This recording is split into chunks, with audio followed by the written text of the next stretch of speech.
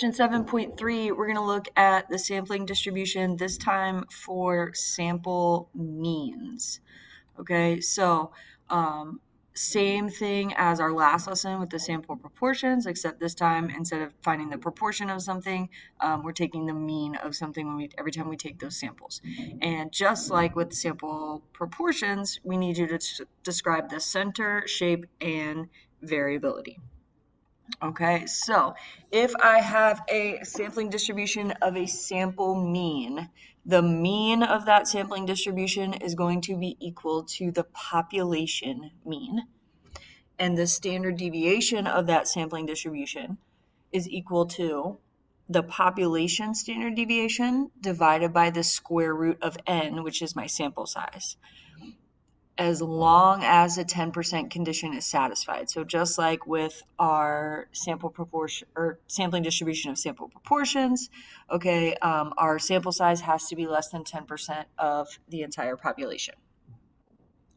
All right, so biggest thing, again, reminder is we got to make sure we know what all of these symbols mean, or we have to make sure we don't use them in our answers. If you don't know, use the words. The symbols are a nice shortcut, and you should know what they mean because you might see them written as part of a question. But when you are writing an answer, if you're not sure, use the words, not the symbols. So we'll look at this example. The number of movies viewed in the last year. So we have a simple random sample of 100 students, and we find the mean. All right, so the mean of the sampling distribution is going to be equal to the mean of the population. So in this case, 19.3 movies. And then we want the standard deviation. So we're going to verify that the 10% condition is met by making a statement that 100 students is less than 10% of the students at the high school, which means that we can use the formula. So it is the population standard deviation of 15.8 divided by the square root of our sample size of 100, and we get 1.58 movies. Now, when we interpret that, it is very similar to our interpretation for sampling distribution of proportion in a simple random sample of size 100. The sample mean number of movies viewed will typically vary by about 1.58 movies from the true mean of 19.3. Okay, so that should look familiar to you. And here is your template for interpreting that.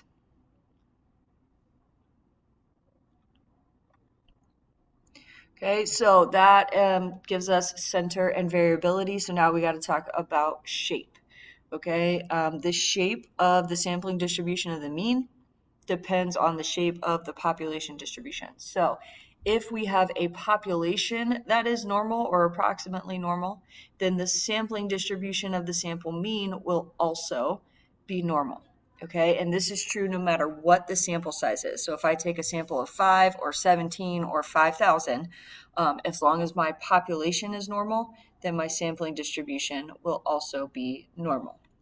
Okay, when these things are normal, that means we can use the normal distribution, those probabilities that we get on our calculator, like normal CDF, we can use those. So we have the heights of young women are normally distributed, mean 64.5, standard deviation 2.5. So first thing is we're going to find the probability that a single randomly selected young woman is taller than 66.5 inches. All right, so that is like we did in chapters 2 and 3. We're looking for the probability that one single person randomly selected is taller than 66.5. So I have my appropriate boundaries, and then I use the population mean and the population standard deviation because I'm choosing one person from my population.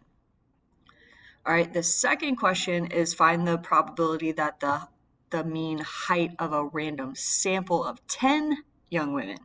So in part A, we're just finding the probability that one person. In part B, I'm finding the probability that my sample of 10 people will have a mean height that is above 66.5 inches. Okay, so I know that the mean of my sampling distribution is equal to the mean of the population. All right, I can verify that the 10% condition is true. So then I can use this formula to find the standard deviation of my sampling distribution, which is 0.79.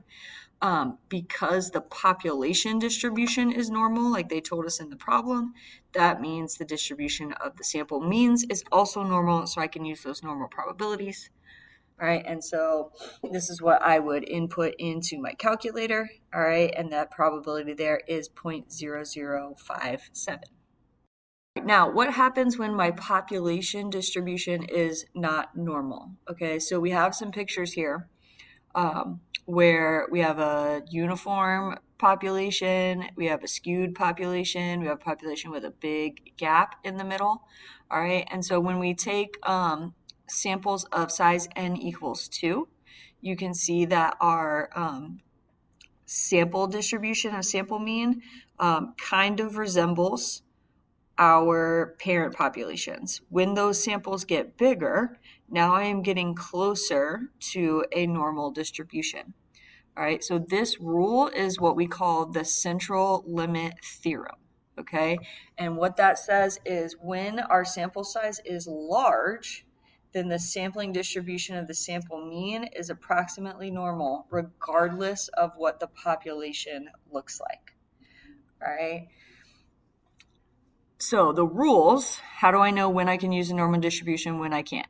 If the population is normal, the sampling distribution is normal, okay? If the population is not normal and the sample size is large, generally the number that we use is 30, okay? So if my sample size is larger than 30, then my sampling distribution is normal regardless of what the population looks like, okay? If my sample size is less than 30, and my population is not normal, then my sampling distribution will look like my population. Okay, so if my population is skewed to the right, then my sampling distribution will also be skewed to the right until I get that sample size up to 30 or higher. All right, so we'll look at one more example with Keith's Auto Care Center. All right, so you guys can pause and read this. I don't need to read to you.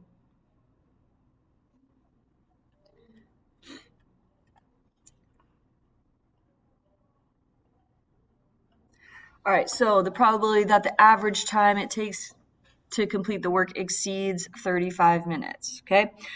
Sample mean is same as population mean, so 30 minutes. All right, we're gonna assume that 40 is less than 10% of all of his customers so that we can use our formula for standard deviation. All right, and then we also have to write something saying that because the sample size is large, all right, our sample size is bigger than 30, then the distribution of the sample mean is approximately normal. So anytime you're asked to find this probability, we need a sentence in your answer that explains why you can use the normal distribution because the sample size is large enough. Okay, and so then it is calculator normal CDF problem, just like we've done 100 times.